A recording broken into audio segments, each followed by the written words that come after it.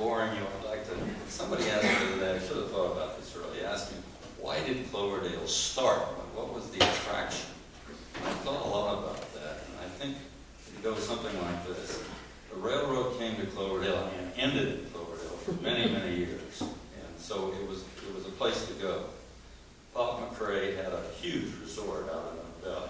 It served, I am told, as many as 1,000 people during the season. These are the people that came mostly from the city, wanted the country. Most of them come from a rural background, but that become city folk. So they wanted to go out into the country. They particularly liked to go to hot springs and that sort of thing. He had a swimming hole in the river, Pop McRae's swimming hole up the river from Cloverdale, not very far. So it was a very rural sort of a vacation, but I think that had a lot to do with it. Then, of course, the Citrus Fair matter began, and that is, we still have in the middle of the vineyard 3 orange trees. They're still alive from that period. When my grandfather was president of the thing in the early 1890s, it became a real honest-to-God way to promote the town. And according to the atlas of the period, if you read the words in that, the whole town got behind it, got behind the Citrus Fair, built the first Citrus Fair building. And so well, these are the reasons that I think people came here. I have a picture of Oak Valley in those early days, and there was a mixture of some vineyards, but all kinds of other fruit trees. It was a place where the fruit, I remember my grandmother saying, well, yes, we used to raise all this fruit, figs, all kinds of things. And they sold them largely to peddlers on the railroad who would sell them to customers going up and down the railroad. And apparently the railroad came to Cloverdale twice a day. So it was entirely different world than we have today. Another thought, why Cooley came to Cloverdale, when he first got to California, it was the mining thing, 1850, the mining thing was still going. He went there to try his hand at that, made a little money, immediately lost in a huge Sacramento Valley flood, and decided that wasn't the right place to be. He then went to Tamales and out that way, and I have a letter which he wrote back to a cousin in the newspaper in Kansas City who wanted to hear about California, so he kept writing letters. And he said, well, I'm giving up on Petaluma and Tamales. All they know how to grow here are artichokes and potatoes. He obviously didn't like artichokes and potatoes. So that's one more reason coming to a warmer climate, which is certainly fun. I've said so much. Want to add anything?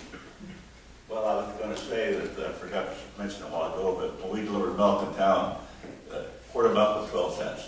And I remember during the Depression, of course I wasn't delivering it, I was only 5 or 6 years old, but I know some of the families in town couldn't afford to pay the bill. We'd leave the bill on the doorstep under a quart of milk, when you delivered. And some of the families just couldn't afford to pay at the end of the month. And my mother used to get on my father, Bernard, we got to close them off. And Dad said, no, we're going to let them go. He said, they'll pay. And by golly, most of them always did pay eventually. But that was tough times. And you delivered all the way to Oak Valley. We delivered from Oak Valley to Aspen. Grandmother. Yeah. Delivered his grandmother. Yeah. Yeah. Okay. Let's go back to then. I'm probably the only person, I believe, in this room that stood right out here on the corner across from Cavalli's grocery store and market and watched the U.S. Hotel burn to the ground.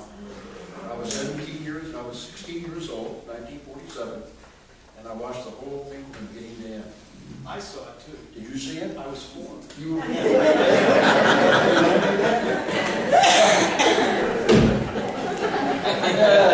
Or to change the appearance of downtown Cloverdale, if anything. That hotel was a wonderful building, but Very more much so. importantly, it had Very a much whole row of trees out in front of it. And it Very just much went so. overnight. Oh.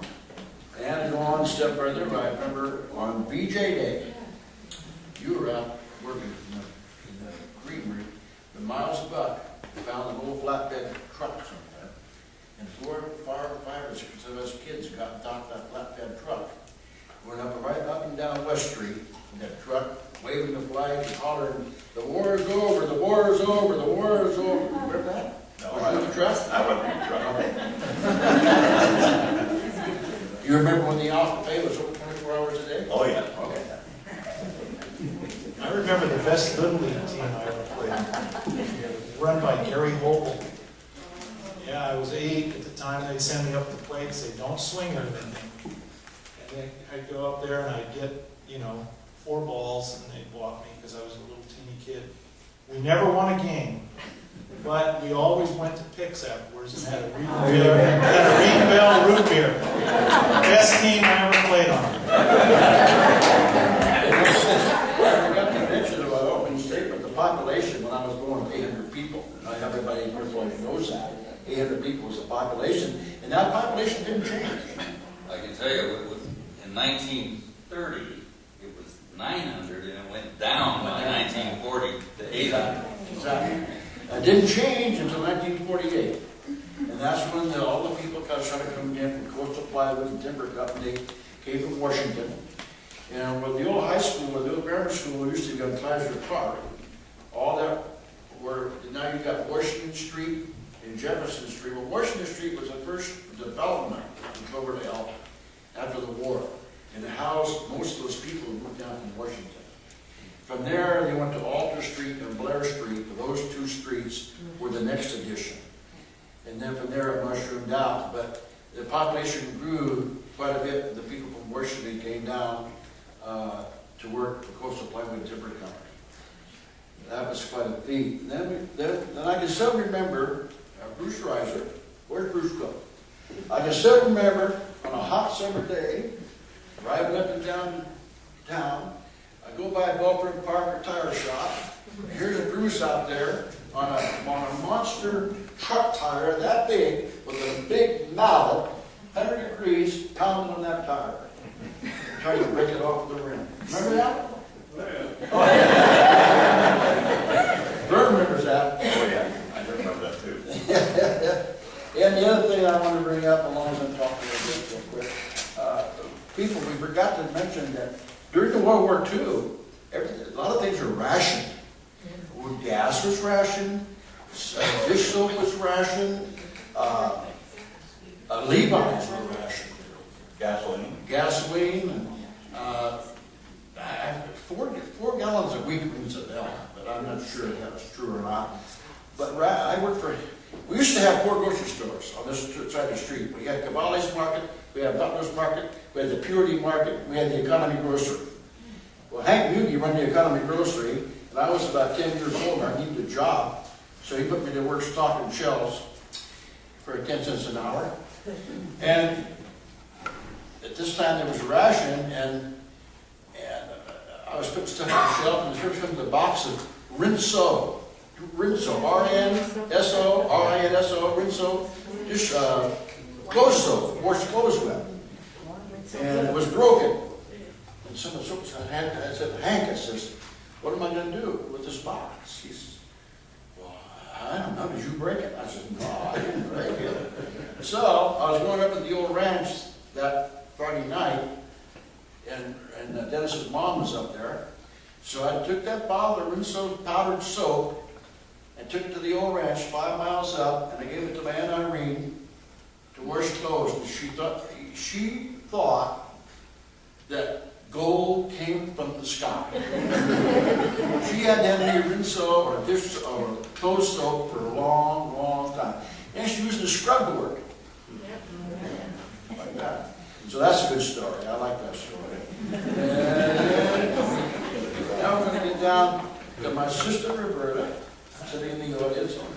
She worked at Friendly Cafe, Miss Edmund Mitchell's Friendly Cafe, in 1944 and 45.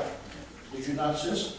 I have a story to tell regarding Okay. his story about the dairy. I worked at that hometown restaurant, and people from San Francisco would come through. And I remember so well, I would serve the grade A raw pasteurized milk.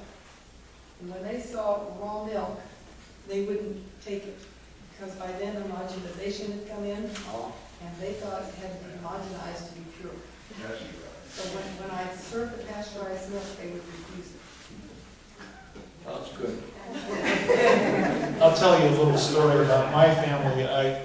Saturday mornings, my mom would send me down. I lived on Main Street right over here. So you went down the street, the old Catholic church was right down the street, which is, of course, a vacant lot. And the grocery store on the corner is Pardini's, I think. And then, so you go down the street, make a right, and I go around the corner to Conti's Bakery and get half a dozen glazed donuts.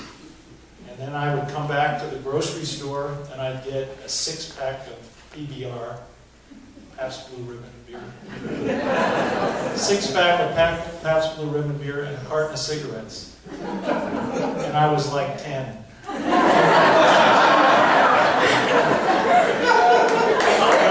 No money transpired, you know, no money.